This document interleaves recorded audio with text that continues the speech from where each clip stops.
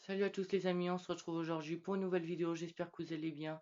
Et comme je vous l'ai promis dimanche dernier, aujourd'hui je vais vous présenter Windows 11 qui vient juste de sortir, qui est encore à l'heure actuelle en version bêta. Aujourd'hui je vous explique pas comment l'installer, mais juste je vous le présente, je vous fais une vidéo de présentation dessus. Sachez que si vous l'installez, vous pouvez avoir plein de bugs, donc ne faites pas ça sur votre ordinateur principal.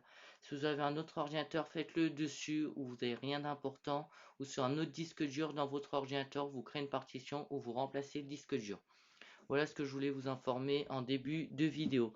Je vais maintenant vous afficher l'écran de mon ordinateur pour que nous puissions découvrir ensemble qu'est-ce qu'est Windows 11. Voilà, maintenant vous me voyez tout.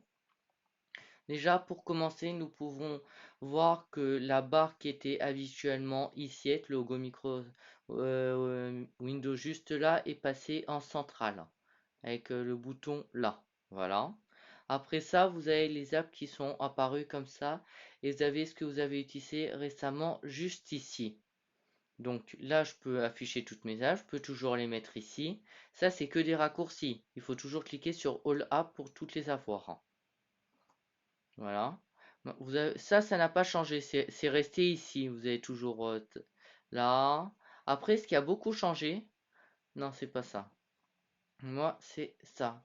Vous avez le centre de notification comme ceci. Voilà.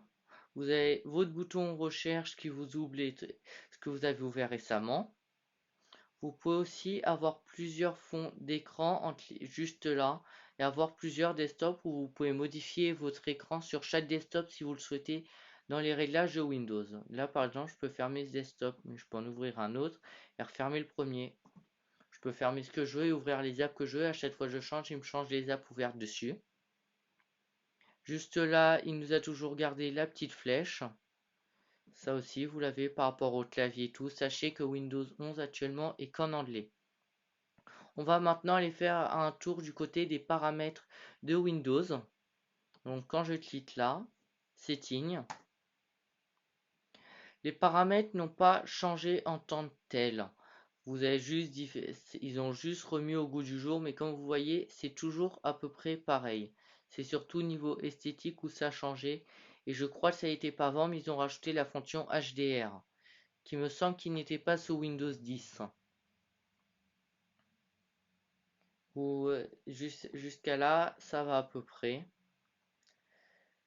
Vous, vous pouvez toujours tout mettre comme avant. Si vous faites mort, voilà, juste là, vous accédez à tout ce que vous avez ouvert récemment. Je vais pas tout vous montrer moi parce que c'est assez perso quand même.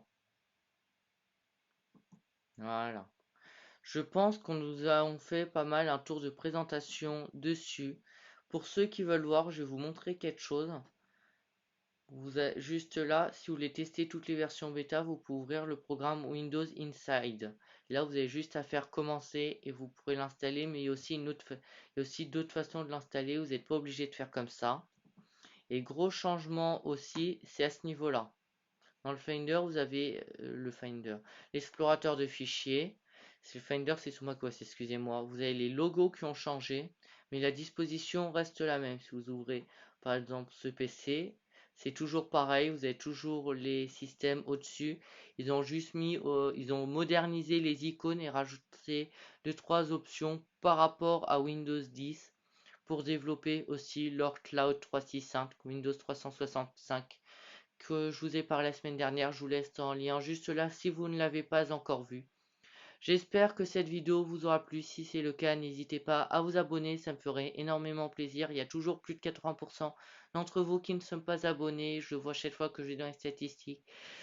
Ça m'embête un petit peu, sachant que j'essaie de vous regarder mes vidéos et de vous abonner pas. On pourrait tellement plus et partager encore plus ensemble si tout le monde s'abonnait. Mais c'est comme ça, chacun fait ce qu'il veut. Je vais pas vous obliger à vous abonner, ni à mettre un commentaire ou un pouce bleu si celle-ci vous a plu. C'était IT2. Salut, salut. Bye bye.